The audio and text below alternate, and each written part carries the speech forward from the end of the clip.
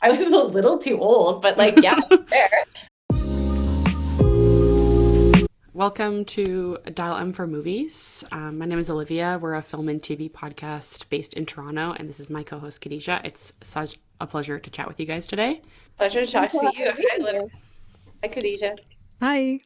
Just gonna jump right into it. I absolutely loved the film, and there's something so satisfying about watching a young female character take control of her own narrative, even if it's messy or morally complicated.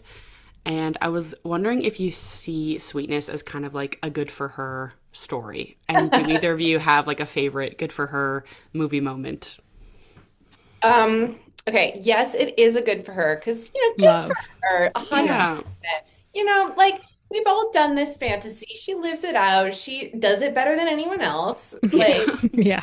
obviously, very good at what she does. One of my favorite ones, I would say, like a good for her movie. It's kind of a deep cut, but it popped into my head immediately, which is John Hughes' Serial Mom.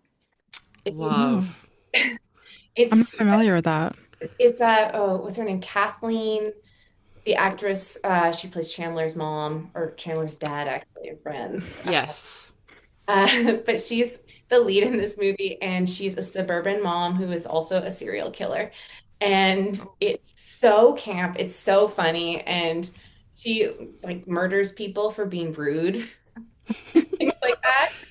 She kills like she for like wearing white after Labor Day or for like, not bringing treats to the bake sale Yeah. and it's good for her. Yeah, honestly, good for her. Kate, do you have one? I was trying to think. I know, like, when I was getting ready for this, I was watching Promising Young Woman. I really enjoyed that. Yes. Um, and I'm totally blanking on every other movie that I've ever watched. That's so Um, fair. Mine is Midsommar. That's such a good for I her love that movie. movie. I'm Yeah. giving my answer to that. Okay, Uh, perfect. Yeah. There's a line that often gets blurred between innocent fandom and parasocial obsession.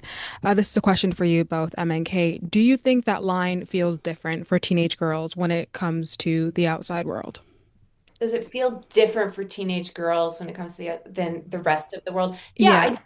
I think because teen girls, it's just like sort of what you're meant to do more so. Like if you had it's a part of your figuring out your identity, you're figuring out where you fit, your other people who you fit in with, and so you're like, okay, like I'm a Swiftie, I kind of like fit over here, or you're like, no, I'm whatever, I'm a One Direction or whoever, whatever it is that you're a fan of, or you just love anime or something. But it makes more sense. It becomes a little different if you're that obsessed, say when you're in your mid 30s or something, because Mhm. Yeah. it's like you should have like maybe more well-rounded sense of self and interest at that point. I think it's more normal when you're a teen to just fall down that rabbit hole. Plus the hormones, things feel big. You're Yes. kind of, horned up. It's all sorts of stuff that happens when you're a teenager. So true. Yeah. I know music feels like such a lifeline in this film, especially in that very, like we were saying, specific teenage girl way. Personally, I was a Directioner and the 1975 and Lord, like, were all huge parts of my childhood and teenagehood.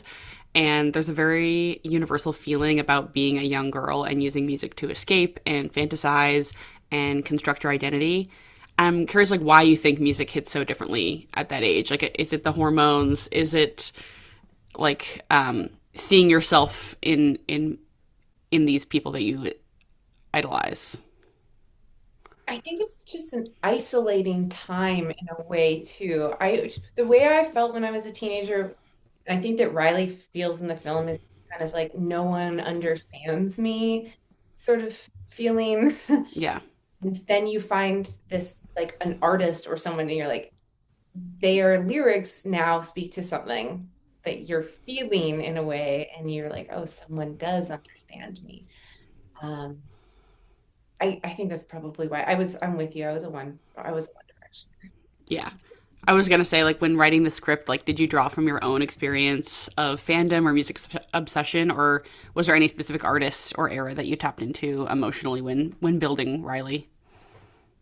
My teen years for sure, and like all the artists that influenced there. Like I was I saw the One Direction movie in theaters, in 3D. I was there. I was a little too old, but like, yeah, I was there. Those boys make great music and were great performers. Yeah, Um, and anyone who says otherwise, is a you know, Our liar. liars. Yeah. Yeah. yeah, just liars. Like you're just pretending. They were great. Yeah. Um, and yeah, just all my teen years for sure. Like all the bands that influenced me and I love. I saw My Chemical Romance like 6 months ago. They played at Dodger Stadium in LA, and I was like there screaming along with all the lyrics. Like Yes. I'm still in love with with music and those artists at that time. Yeah. Amazing. Speaking of the music, I'm such a fan of Scam. So when I saw Irman Tomaros pop up as this chaotic, magnetic rock star, I was so excited. Emma, what made you feel like, yeah, that's my Payne Adler? And Kate, what was that dynamic like working as fangirl pop star duo? I mean, it was really easy for me to like get the it's easy to be obsessed with Herman, I think. He's so charismatic and he's just like so magnetic naturally. He just like has that star quality, so he made my job really easy. He's the nicest person in the world. And I love that you've seen Scam because it's like Yes. sleeper hit that like it's got such a underground fandom of I people. was watching it on Google Drive, like lunchtime with my friends. Like it was that deep. That's how I even had to watch it next. I don't even know if it's available anywhere. Like I watched Mhm. all of that on Google Drive too. Yeah. Get distribution for that show. But his character on that too is kind of like he's so charismatic. He's a bit of a fuckboy, but Yeah. he's like, he's like you can see that it was interesting too, this like sort of manipulative like side a little bit that I think Peyton has or he tries to have. But yeah, he does pull that off in this like way that he can use his suaveness to like get what he wants, and he's trying that very hard throughout the movie.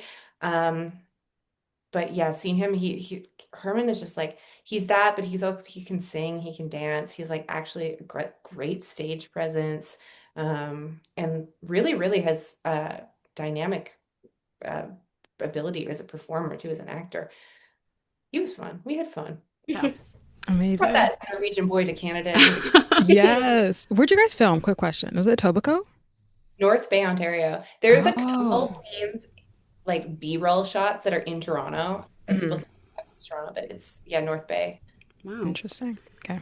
So, finally, since our podcast is called Dial In for Movies, we do a fun little segment we like to call Movie Speed Dial. So, we'll give you a category and you give us the first movie that comes to mind.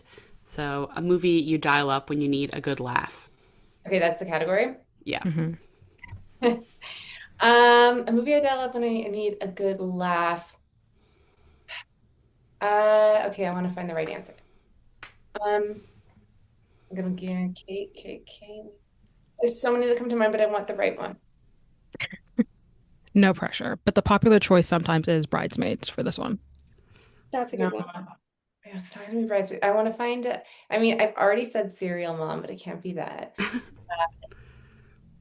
I would say weirdly Scream is worth a good laugh.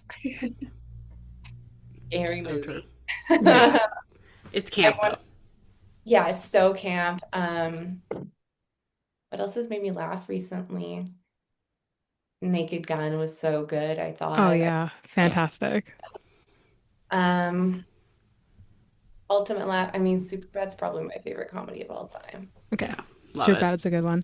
A movie you dial up that was released in the last year or two. So recent favorite. Send Help. Mm, Oh, yeah. love it. Saw that. I love it so much. It's so good. Rachel McAdams Yeah. can take my money. I will see Mhm. anything she said. Yeah. Mm. And then last one, a movie that's your all-time favorite and you'll stick by it no matter what. I'm gonna say Ginger Snaps.